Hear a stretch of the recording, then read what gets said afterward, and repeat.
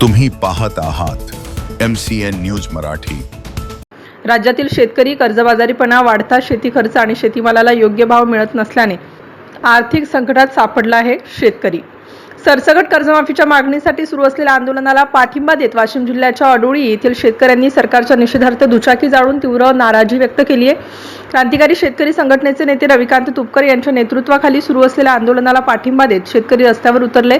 यावेळी शेतकऱ्यांनी सरकारविरोधी घोषणाबाजी करत कर्जमाफी, शेतीमालाला हमीभाव आणि शेतकऱ्यांच्या प्रलंबित प्रश्नांवर तातडीने निर्णय घेण्याची मागणी केली।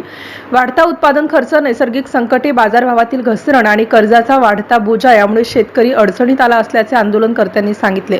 सरकारने तातडीने सरसकट कर्जमाफी जाहीर करून शेतकऱ्यांना दिलासा द्यावा अशी मागणी यावेळी करण्यात आली। दुचाकी जाळण्याच्या आंदोलनामुळे काही काळ परिसरात तणावाचे वातावरण निर्माण झाले होते। मागण्यांकडे दुर्लक्ष केल्यास आंदोलन आणखी तीव्र करण्याचा इशारा शेतकऱ्यांनी दिला आहे।